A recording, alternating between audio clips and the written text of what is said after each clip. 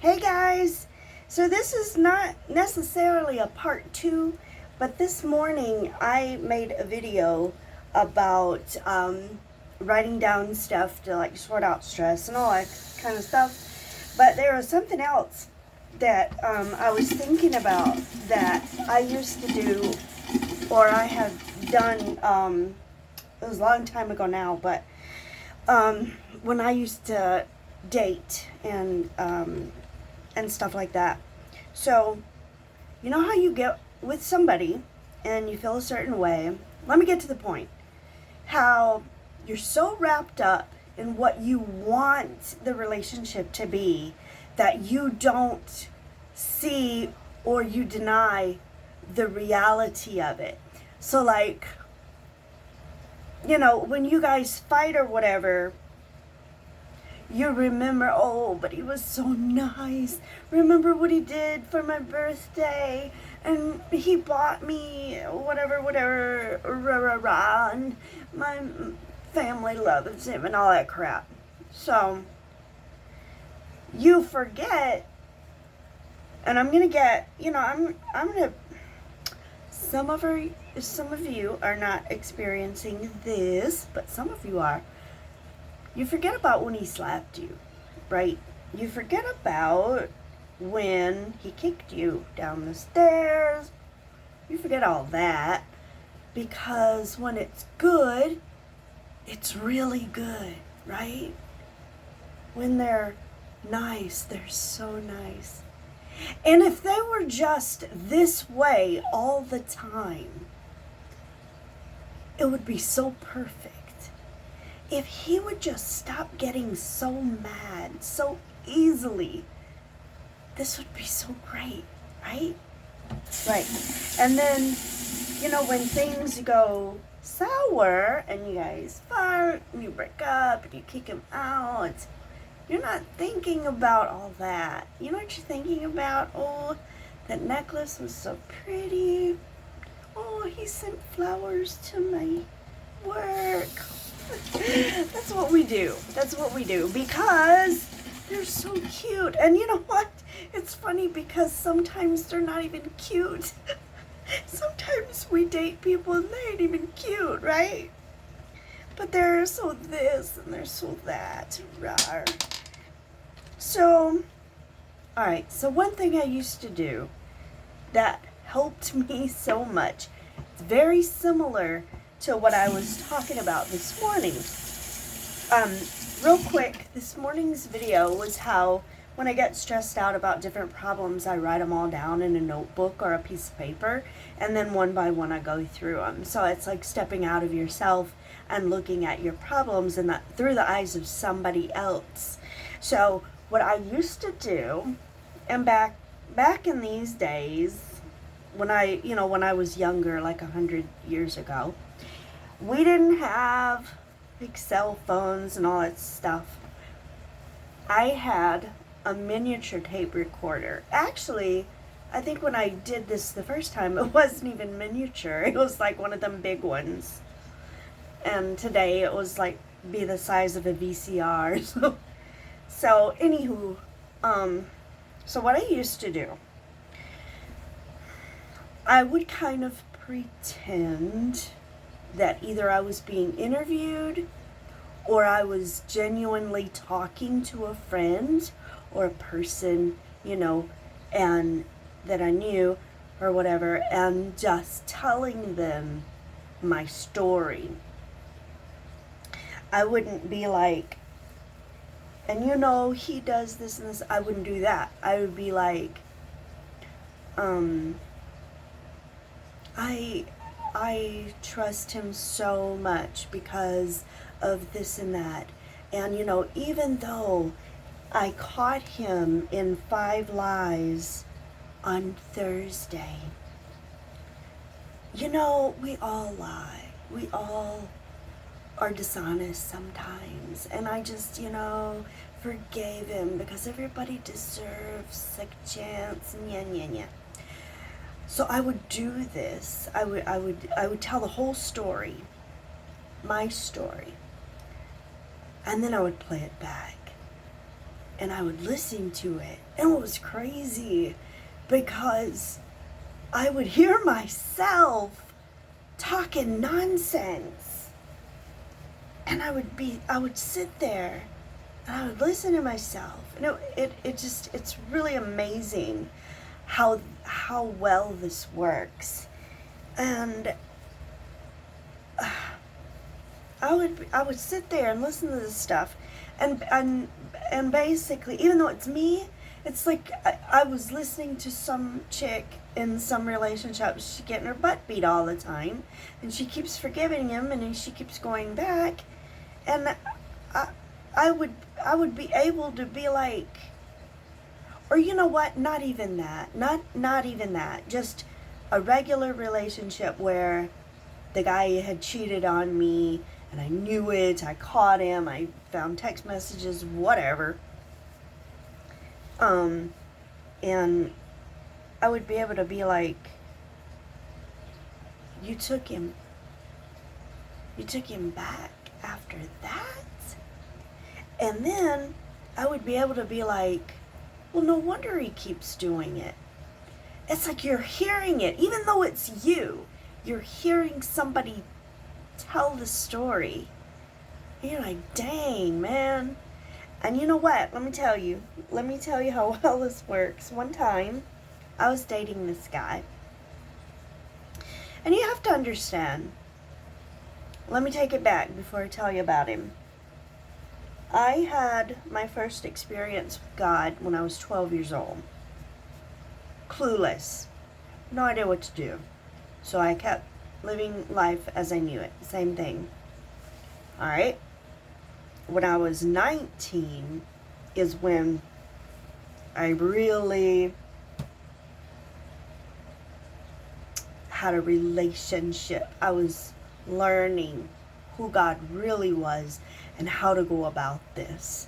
So when I was 19, and then I got a little older, you know, I already had 2 kids, 2 little boys on my own, and I got upset with God and stuff, so I turned away from God. I was really hurt. Somebody gave me attention. This guy gave me attention, and I was a single mom and all this other stuff, and I was really young, and I turned my back on God, and I went back into the world. And there's more to that story, because I did it again.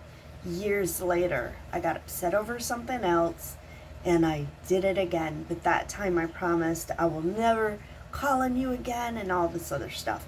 So I went back into if you ever hear Christians refer to going into the world or living in the world, that means living a life with with nothing to do with God.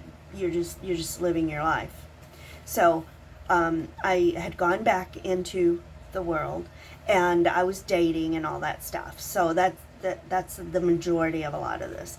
So I dated this guy, and he was different than anybody I had ever dated. I want to use the word normal, but then I would have to go into why everybody else wasn't normal. So basically it was this. He had a really good job. He made really good money. He had a truck. He had a dog.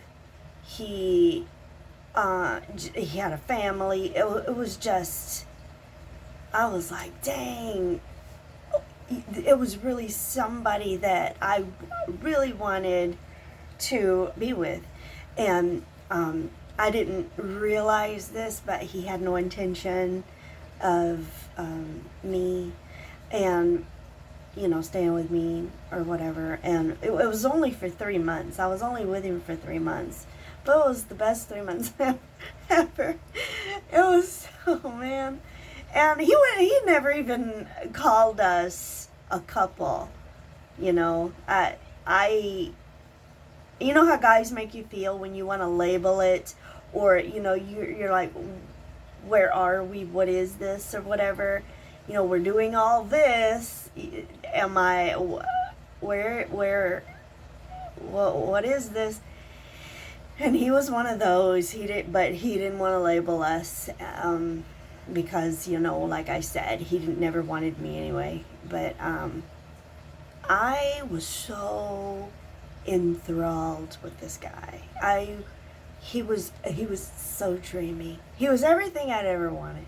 And he wasn't even everything I ever wanted, because I didn't even know that I wanted that until I got it. And I was like, geez, he's got money. We can like eat and go shopping and stuff, and bills could be paid, and you know, it was like, wow.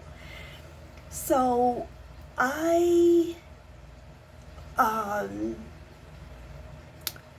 would suspect certain things, and you know, he wasn't cheating, because like I said, we weren't even anything, but I was so wrapped up in him. And I couldn't get over it, man. And he even met somebody else, and we were together, and he mentioned her, and I was like, what? And I was like, are you guys? And he's like, yeah. And so he just full blown just had somebody else, and I didn't even know. So he, you know, I ended it that day, whatever it was, and he left my house. And so long after that, I was so heartbroken. I didn't know what to do. I couldn't go on. That was the best 3 months. I couldn't go on with what is this life? So one day, I took my old-fashioned tape recorder, and I talked into it, and I said all the things, and I told the whole story, and I sat back and I listened to this thing, and I'm like, the guy has already made it clear that you're not his girlfriend. The guy is very transparent as far as what he's doing. You can see right through it. He's not hiding anything. He's just not coming out and saying, I don't have any intentions on being with you. That's the only thing that was missing. And I'm listening to this tape. At the time it was a tape, and I just, you know, it's crazy. I'm telling you, it was like a light switch. I snapped out of it when I heard my pathetic self talking about this guy.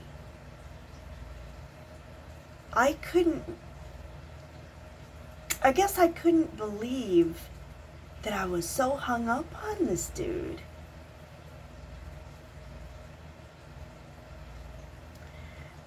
And I felt so used, as if I didn't already, but I did. But not. I almost want to say not in a bad way. It was just enlightening. It really opened my eyes to the reality. And it taught me, and I've never forgotten this, to this day, sometimes we're more in love with the fantasy than the reality of who the guy is and what he's doing. Okay? There's a big difference. Hear me. There's a big difference in what's going on and what you want. And you're going to make a habit out of holding on to all those little good things that he does. And you're going to kind of pile those on top of the way more bad things. And you know what? Sometimes the bad things are not as many. Maybe it's just a little bit of bad stuff and a whole lot of good stuff. But how bad is the bad? If he leaves his socks on the floor or leaves the toilet seat up, baby, get over it. But if he's slapping you in your face or yelling at you or monitoring every single thing you do, even if it's just one of those, that can become something much more, all right? It's not fun breaking up with somebody, and it's really not fun when you're afraid of them. But that's a whole nother level, all right? We're not touching on that stuff, not right now. But just do that, or write down his pros and his cons, and weigh it out. Is this worth keeping? And if it's not, honey, comb your hair. Okay? Comb your hair. Put a little mascara on. And get in your car or on the bus. Get you a bicycle. I don't care. But you know what to do. Because you need to do what you need to do for you. You need to keep yourself safe and your kids safe. And part of that is your mental state. All right? Take care of yourself. Okay? I will see you later.